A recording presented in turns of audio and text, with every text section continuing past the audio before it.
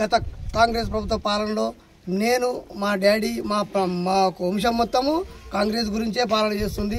మన ప్రసాద్ కుమార్ ఆదేశాల మేరకు నేను మాకు బీసీ లేడీస్ రిజర్వేషన్ వచ్చింది కాబట్టి మా ఆమె నిలబెట్టడం జరిగింది. దాంతోపాటు నిధులు నియామకాలు అనేది మన అధికార పట్టినది కాబట్టి మన సార్ మనకు అండదండలు ఉంటాడు.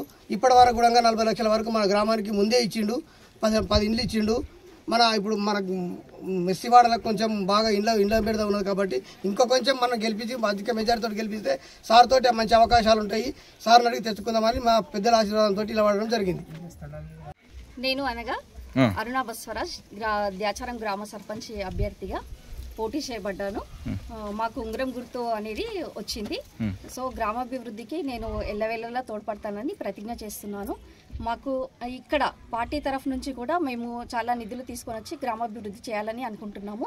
పార్టీ అనగా మాకు నేను మా అత్తగారింటికి ఊహ తెలిసినప్పటి నుంచి ఇక్కడి వచ్చినప్పటి నుంచి మా వాళ్ళందరూ కాంగ్రెస్కే ఉన్నారు. మా మామయ్య కానివ్వండి, మా మామయ్య తండ్రి కానివ్వండి, మా కుటుంబం మొత్తం కాంగ్రెస్ పార్టీ మీదనే నిలబడింది. ఇప్పటి వరకు కూడా మేము కాంగ్రెస్ పార్టీ వెనుకనే ఉంటున్నాము. సో ఇక్కడ తెలంగాణ నియోజకవర్గ స్పీకర్ గడ్డం ప్రసాద్ కుమార్ గారు ఆధ్వర్యంలో మేము ఆయన వెనుక ఉంటున్నాము. సో ఆయన ఇచ్చిన నిధులు కానివ్వండి, ఏది కానివ్వండి, మా గ్రామాభివృద్ధికి మేము తోడ్పడతాము. ఏ సహాయమైనా నేను ఎక్కడి వరకైనా వెళ్ళి గ్రామాభివృద్ధిని చేసుకుంటాను.